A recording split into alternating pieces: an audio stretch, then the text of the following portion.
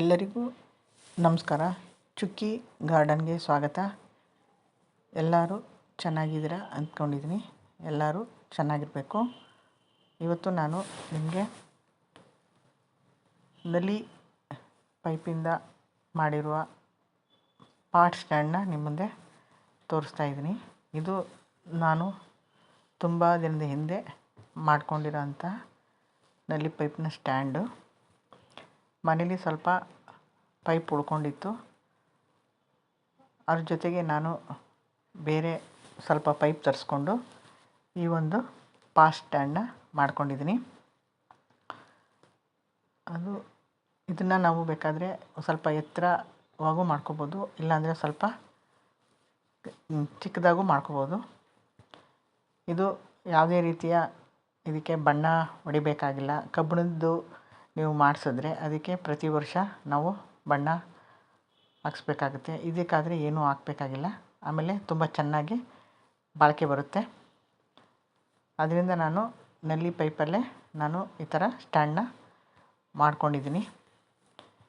ಇದು ನಾನು ಸೊಪ್ಪು ಹಾಕಲು ಇಟ್ಕೊಂಡಿರೋ ಅಂತಹ ಪಾಟ್ಗಳು. ಇದನ್ನೆಲ್ಲ ನಾನಿವತ್ತು ಕ್ಲೀನ್ ಮಾಡಿ ಮಣ್ಣೆಲ್ಲ ಲೂಸ್ ಮಾಡ್ತಾಯಿದ್ದೀನಿ.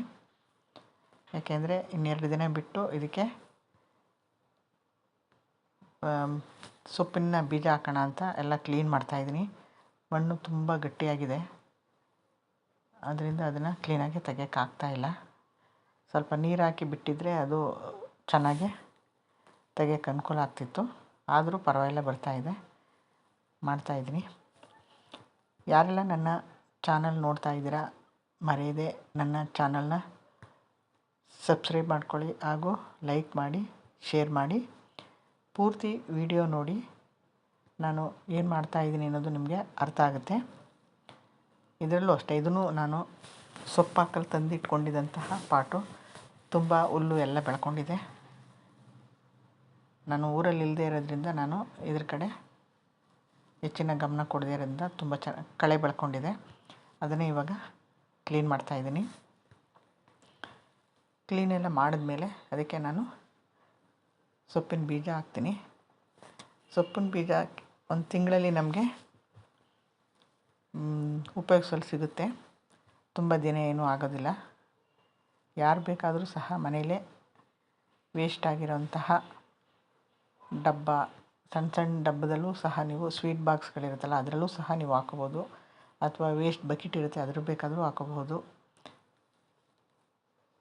ನಮ್ಗೆ ಬೇಕಾದಂಥ ಸೊಪ್ಪನ್ನು ನಾವು ಮನೇಲೇ ನಾವು ಬೆಳ್ಕೋಬೋದು. ನೋಡಿ ಎಷ್ಟೊಂದು ಕಳೆ ಬೆಳೆದಿದೆ. ತುಂಬ ದಿನ ಆಗಿದೆ ನಾನು ಅದನ್ನು ಹಾಗೆ ಬಿಟ್ಬಿಟ್ಟಿದ್ದೆ. ನೀರು ಮಾತ್ರ ಹಾಕ್ತಾಯಿದ್ದೆ ಅಷ್ಟೇ, ಹಾಗೆ ಬಿಟ್ಬಿಟ್ಟಿದ್ದೆ. ಅದರಿಂದ ತುಂಬ ಕಳೆ ಬೆಳ್ಕೊಂಡಿದೆ. ಈಗ ಅದಕ್ಕೆ ನಾನು ಸೊಪ್ಪಿನ ಬೀಜ ಹಾಕ್ತೀನಿ. ಅದನ್ನು ಸಹ ನಿಮ್ಮ ಜೊತೆ ನಾನು ಶೇರ್ ಮಾಡ್ತೀನಿ. ನಾನು ಯಾವ ಥರ ಸೊಪ್ಪಿನ ಬೀಜ ಹಾಕ್ತೀನಿ ಅನ್ನೋದನ್ನು ನಿಮ್ಮ ಜೊತೆ ಶೇರ್ ಮಾಡ್ತೀನಿ. ನೋಡಿ ಎಷ್ಟೊಂದು ಬೆಳ್ಕೊಂಡಿದೆ, ತುಂಬ ಬೆಳ್ಕೊಂಡಿದೆ.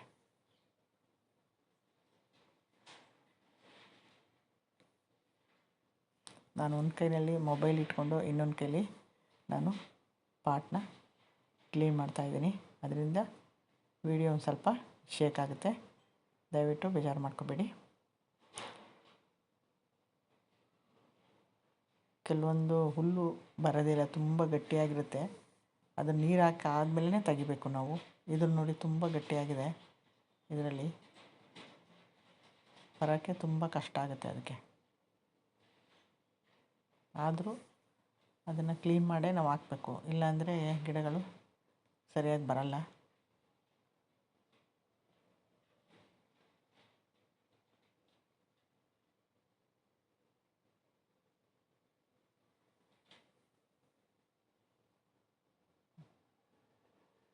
ನೋಡಿ ಇದು ಅಷ್ಟೇ, ಸೊಪ್ಪು ಹಾಕೋಕ್ಕೆ ನಾನು ಇದನ್ನು ಈ ಪಾಟ್ನ ಹುಡ್ಕೊಂಡು ಬೇಸಿನ್ ಟೈಪ್ ಇರೋದನ್ನು ನಾನು ಟ್ರೇ ಟೈಪ್ ಇರೋದನ್ನ ತಂದು ಇಟ್ಕೊಂಡು ಹಾಕ್ತೀನಿ. ಆದರೆ ಇದರಲ್ಲಿ ಅಂಥ ಚೆನ್ನಾಗೇನು ಸೊಪ್ಪು ಬರಲ್ಲ, ಸುಮಾರಾಗಿ ಬರುತ್ತೆ ಅಷ್ಟೇ. ಆದರೂ ಇದರಲ್ಲಿ ಸ್ವಲ್ಪ ಹಾಕ್ತೀನಿ, ಬಂದಷ್ಟು ಬರಲಿ ಅಂದ್ಬಿಟ್ಟು.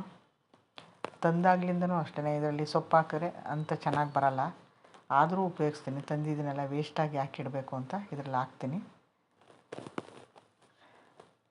ಇದರಲ್ಲಿ ನೋಡಿ, ನಾನು ಪಾಲಕ್ ಸೊಪ್ಪು ಹಾಕಿದ್ನಲ್ಲ, ಅದರಲ್ಲಿ ಎಲ್ಲೋ ಒಂದು ಸಸಿ ಉಳ್ಕೊಂಡಿತ್ತು. ಅದು ಎಷ್ಟು ದೊಡ್ಡದಾಗಿ ಬೆಳೆದಿದೆ.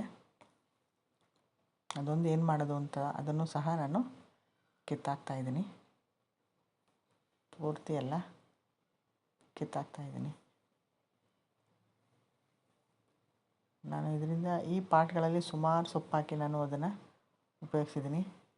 ಎಷ್ಟು ಪಾಟಲ್ಲೂ ನಾನು ಪಾಲಕು, ದಂಟು, ಸಬ್ಸಿಗೆ, ಕೊತ್ತಂಬರಿ ಎಲ್ಲನೂ ಹಾಕ್ತೀನಿ. ಅದು ಸುಮಾರು 2 ಮನೆಗಾಗುವಷ್ಟು ಸೊಪ್ಪಾಗುತ್ತೆ. ಆಮೇಲೆ ಯಾವುದೇ ರೀತಿಯ ನಾನು ಕೆಮಿಕಲ್ ಉಪಯೋಗಿಸಲ್ಲ.